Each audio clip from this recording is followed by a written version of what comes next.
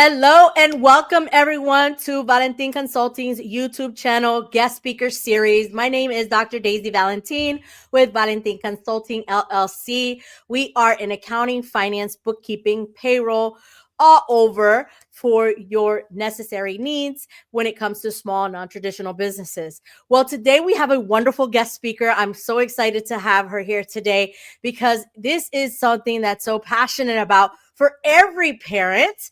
And we are so excited to have you, Lisa. Lisa, thank you for being here. And Lisa, I told you, we're live. And I told you you were gonna say your full name because I don't want to butcher anybody's name. So I love that Lisa's here. She's is so amazing when it comes to being a champion for parenting. Tell us a little bit about you, Lisa. Tell us about what you do and how we can help in our community.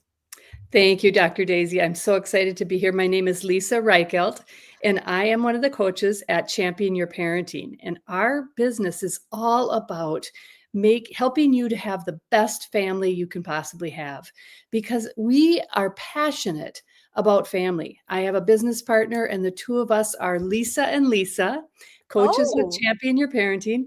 And, a lot of people don't know what a parent coach is. And so the best way for me to describe it is to talk to people about something they do know. So you probably do know about a personal trainer, or you do know about a life coach or an executive coach. We are that kind of person in your life, only we concentrate on your parenting.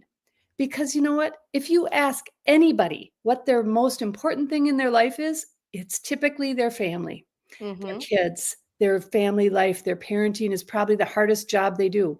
And yet we lack support for it in the community. And so why not have coaches who can walk beside you and help you to have the right strategies, to enhance your skills so that you can be the absolute best parent that you ever imagined you could be. That's what we do. That is amazing. And you know what? When I think about what you do, it reminds me of this show that had a nanny that came in and helped. Yep. Do you know which one I'm talking about? Yeah, I think it was called The Nanny. I think it was called The Nanny, but she was like from England or something. Yep. For me, I thought she was like this royal nanny, but she was pretty cool, because, she would come in. And when I think about what you do, I think about that's kind of like what you help parents do to not let, kids go out of control, right? Like be the best parent you can be. Because we know that when we have children, we don't get a manual. Exactly. We don't get a parenting manual, So this is great that you're saying this. So what are some specific challenges that you've seen, just very briefly, general, that you've seen with parents that, are wanting to have your services, right? When they're on this parenting journey, like I mentioned, we don't have a parent manual, so we don't know what to expect or anything like that. So what are some of those specific challenges? We work with parents of kids of all ages. I even work with parents of adult kids. And so the challenges vary based on age, of course. You're going to have different challenges with a teenager than you are with a 4-year-old or a 6-year-old. But what we like to really focus on is the fact that parenting really is all about a relationship. It's about a relationship between you and another human being. And that human being might be 4 years old and having a tantrum on the floor. They might be 16 and slamming their door. And all of it is all about a relationship.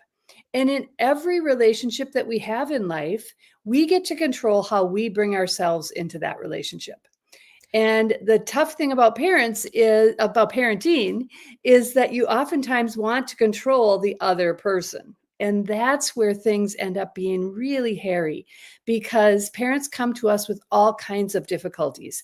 They might come to us with a teen who lacks motivation, a teen who spends all their time online or in their room, or is disrespectful to them, is possibly dealing with some abuse issues, maybe having some anxiety problems. All of those are areas where parents will come to us for help because they are at a loss now of what to do to help their teen be successful.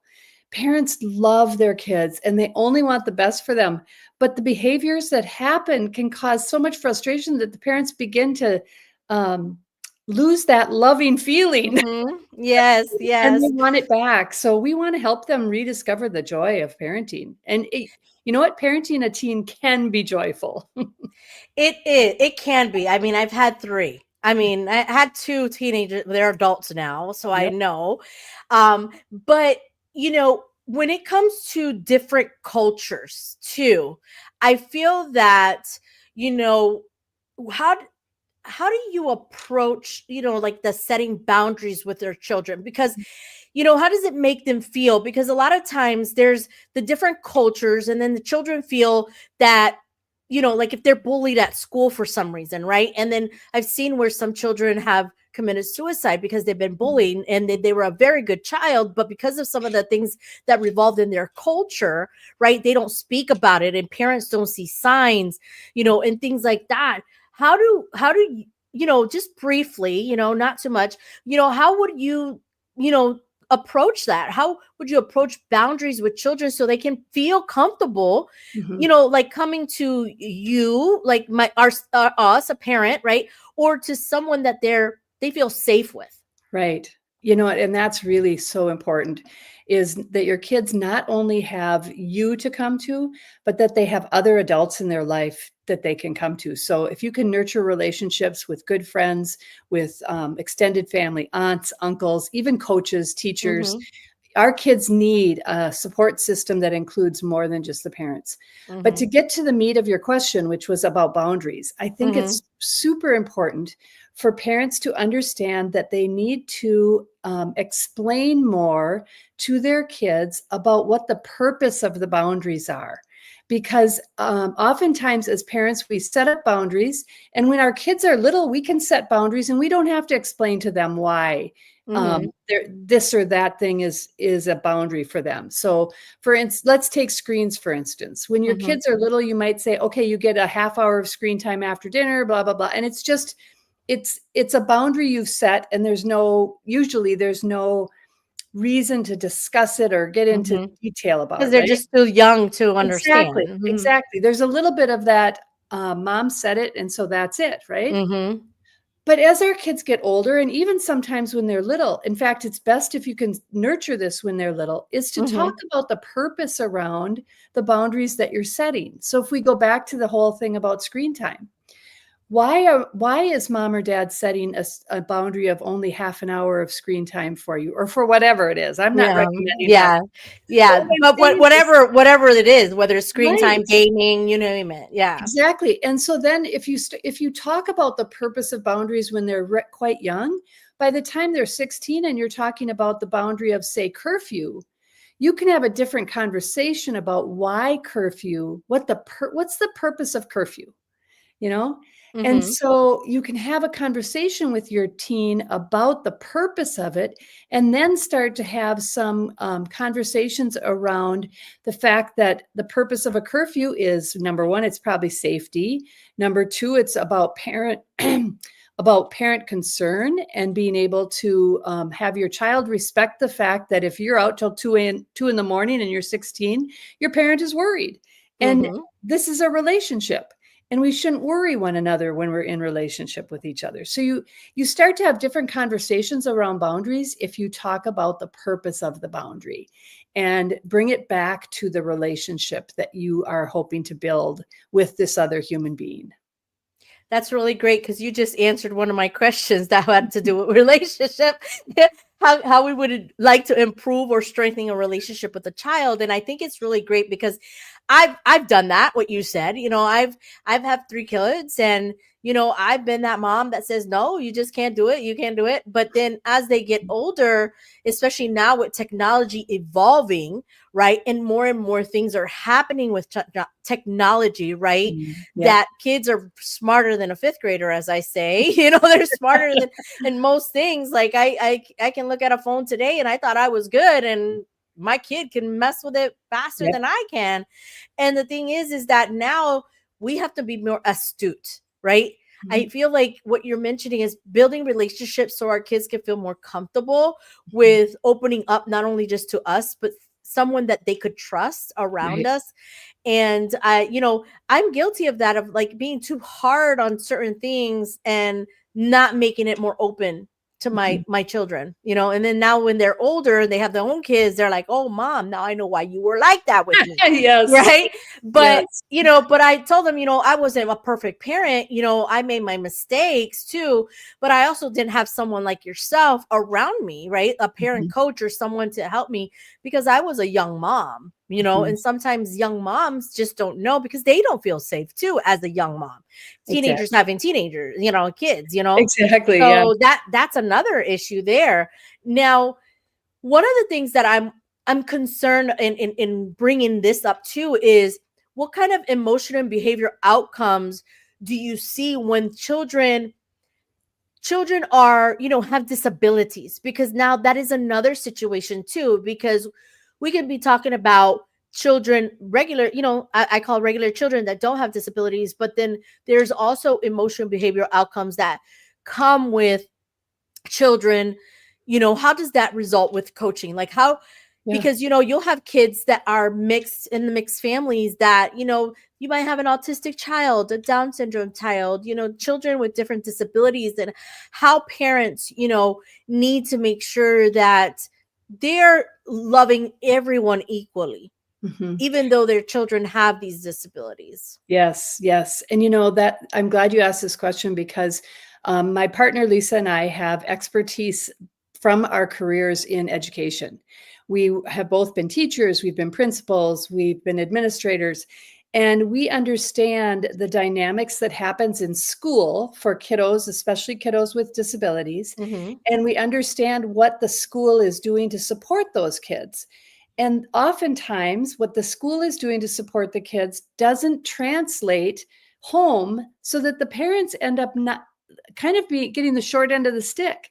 They Mm-hmm. don't get the expertise that the school provides for the child to bring home to them. So, one of the great things I can do as a parent coach now is help parents of children with disabilities to have a good relationship with the school, but also to understand Mm-hmm. some of the tactics and the skills and the techniques that the school is using so that their child can better cope. And then they can take that home and use it at home as well. And the benefits are just amazing because their child now is experiencing the continuity of things that are happening at school are being reinforced at home, and they're Mm-hmm. starting to see that continuity and starting to really feel more secure, because it's confusing for a child, especially one who's struggling with some disabilities, to go Mm-hmm. to school and be treated one way and then come home and have a whole different set of expectations. Mm-hmm. It's a bit overwhelming, right?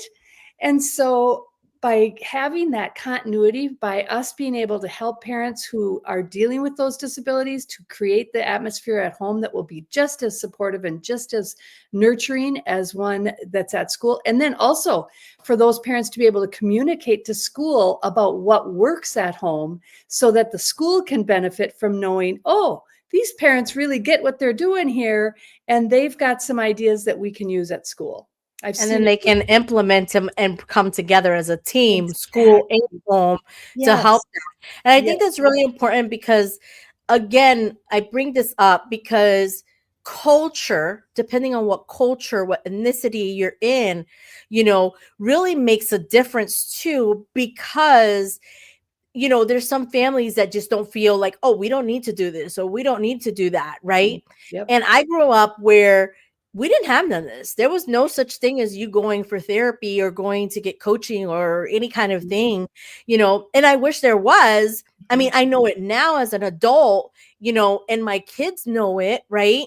Yep. um but it didn't come from me. It came from them, as adults getting to know this stuff. And I try to tell, my children's like, I wish I knew about this, right? I wish I knew that when I was, a teen having a baby, that I was able to, have support like Yep. that, and not feel like I was left out. And I probably would have, I probably wouldn't be where am today, probably, different space, but, hard knocks, hard knocks were what made me where I'm at today, because you want to build, a strong family, right? You want to build Right, confidence right.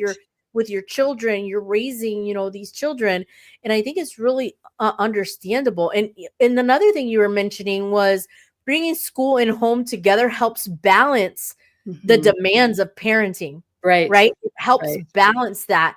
So, is there anything that you see or strategies that that people have tried to help improve their dynamics? Like, you talked about the school and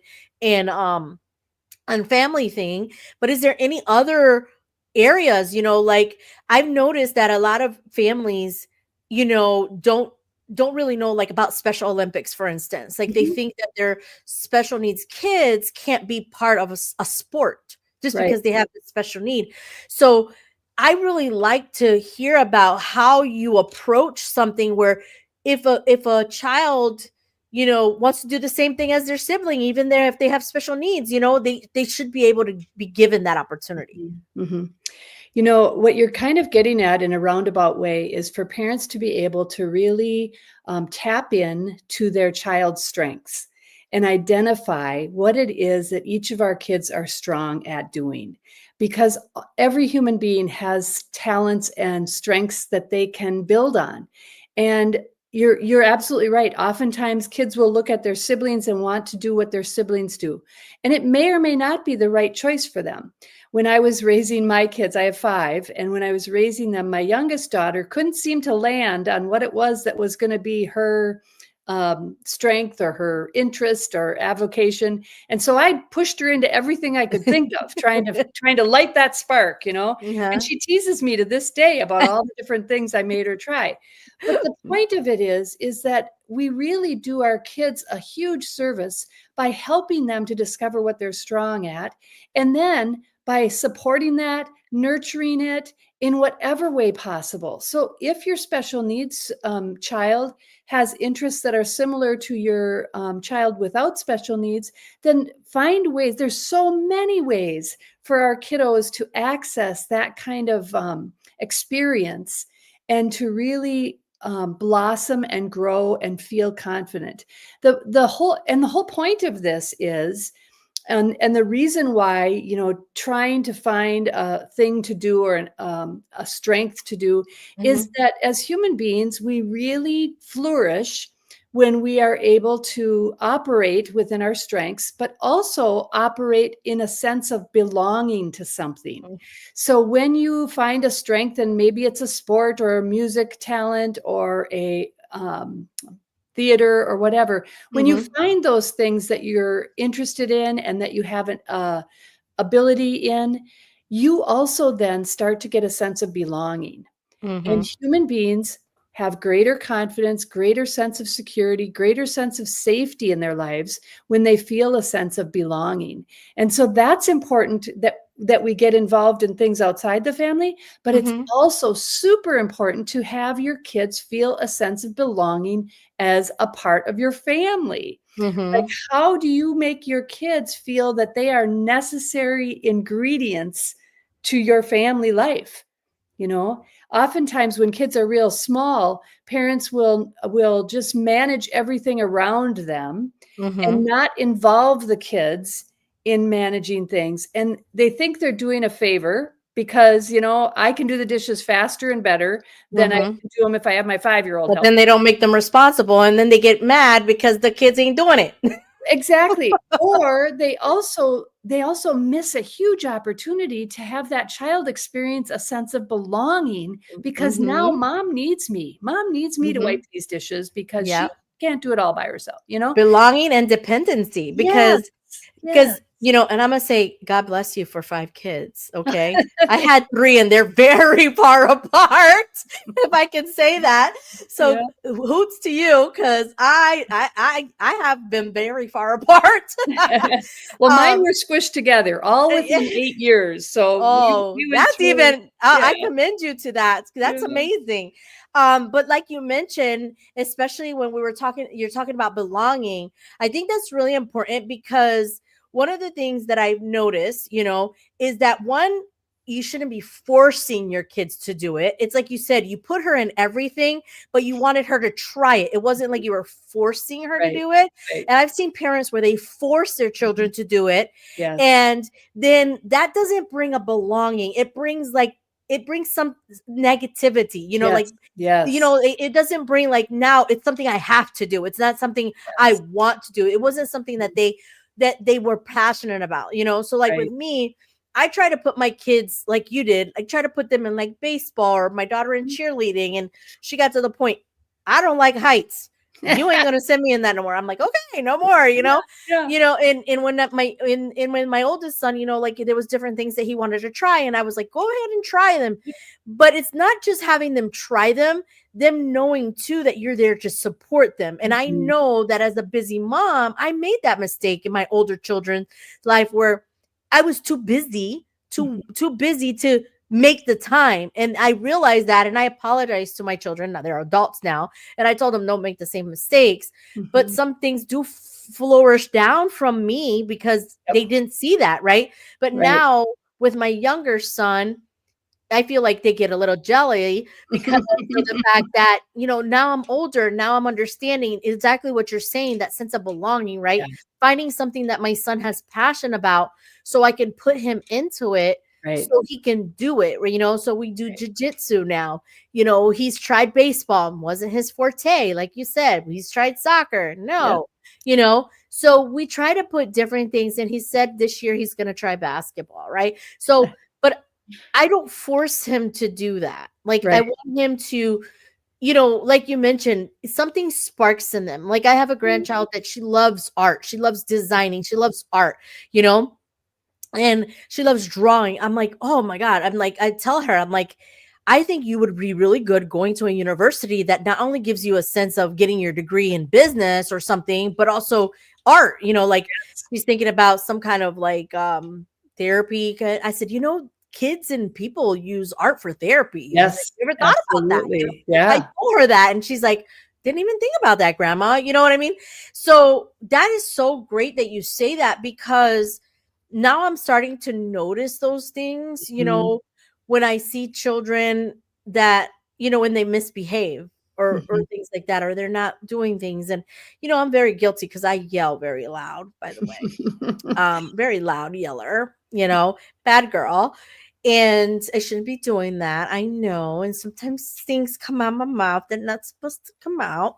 Um, We're all guilty. but I'm guilty. I'm not the perfect parent. Don't think anybody out there is a perfect parent either. No, and that's one of the things that parent coaching can really help you with too, is that people start to feel critical of their own parenting, and then it Hmm. spirals down to they can't do anything right, and so they end up they're maintaining.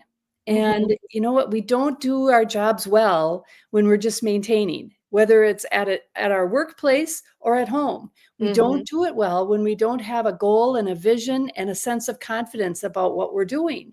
And so having a parent coach can really help that, because it helps you to gain confidence, to understand that nobody does it perfectly. Like you Hmm. said early on, there was no instruction manual. And Hmm. there isn't a blueprint. I don't come in and say, here's the blueprint for you to have your best family. No. Everything that I do as a parent coach is personalized to the relationships that you are living with. Hmm. What's happening in that home, and how can we make things better? Because it doesn't matter what's happened in the past. I've had those horrible moments. In fact, my worst parenting moment in my mind was when I lost my cool with my 18-year-old son, totally went on the rampage with him. And years later, I apologized, and he didn't even remember it. So And here I and thought, you're killing yourself about yeah, it. yeah, here I thought this was my parenting downfall, and the kid I thought I damaged was saying, "Mom, I have no idea what you're talking about."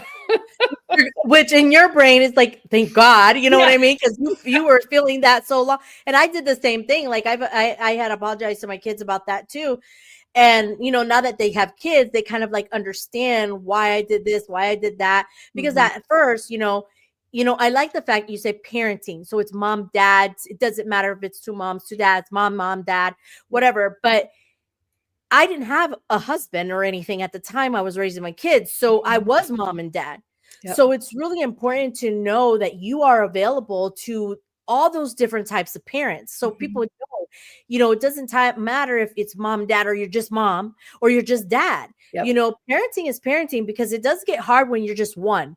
We Yes. feel that it's hard when it's two because I do have my husband now with my current son, and he helped me raise my other two and stuff like that. But it does get harder because times are changing. Yep. And then every area in your life, we are, like you mentioned, you say you cater it to the parents, their Mhm. lifestyle, because some parents, like I'm, over 50, you know what I mean? And I have a 10-year-old. And then there's some people that are younger than me with a Yes, 10-year-old. that are And then 30 and they have a 10-year-old. and they're just starting their family. And I'm like, Yep. hey, I'm grandma and this. And, there's different people in different spaces Mhm. that, they're either just starting or they were like me, had kids really early on because they didn't have that guidance, you know what I mean, Yep. to help nurture their children to not, I was in that space where I was nurturing my children that I was like, I didn't want my kids to have kids like I did at an early age. I Mhm. wanted to make sure my kids got an education, that they graduated, they did. And then once they got to be an adult, they did what they needed to do. You know what I mean? Yeah. Which that was the main thing for me to be. I felt like you said I loved hard because I was mom and dad. You know Mhm. what I mean? I loved hard. I was like, you're not going anywhere. If anybody want to go somewhere, they come to my house. Like my house was like the house of all the teenagers and the house of this, because I was that parent that I wanted to see everything. I wanted to make sure everything, I Yeah. was, and I wanted to make sure, you weren't going to go this way without, knowing, but I was, because I was mom and dad You for know what, my. though? I think something that you're getting at kind of in a roundabout way is that you had a vision for how you wanted your kids to turn out. Mhm. And not every parent has that. And so that's another thing that we talk about with parents that we work with is what's your vision for what your kids' lives will be like in 10 years, 15 years? And what's your vision for what your relationship will be with those adult children? Because transitioning from being the parent of a surly teenager to being the parent of an adult who now has a family of their own is such a huge transition, and you don't want to give up that possible adult relationship with your kids because you're screwing things up when they're a teenager. Mhm. And so we really try to help parents of teens to get that relationship working well so that when their kids are adults, they still want to include you in their lives. They want to include their kids with their grandma or grandpa. And yeah, Mhm. yeah, And that's why I did what I did, because, I did build a relationship with my parents, right? Back, after everything. And then I also wanted to build a relationship with my children and right. be able to, and I tell my kids all the time, I wasn't perfect mom. I'm not going to ever be a perfect grandma. Nobody's perfect. We are Nope. in the process, It's you easier to know. be a perfect grandma, though. I know it's easy because you get to spoil them and send them back, but then that's bad too. You know what I mean? Because then they get to go home and now they got to deal with a spoiled child from grandma. But this was a great conversation, Lisa. This is so amazing. But Lisa, I got some of your information, and I want people to be able to know how to reach you, and I want to Yes, be able to put that information in our comments. So I've shared some information. I want to make sure that that is the information that we can share, your website, how to yes, get book a call with you, know who you are, and reach out to absolutely, you. Is that okay for me absolutely. to post that on our comments so those Yes, that are watching us can, reach out to you and say, hey, I would love to learn more. I would love to, like be, what are you doing? What are you offering? Is yep, there anything that you got coming up? Anything that you're offering?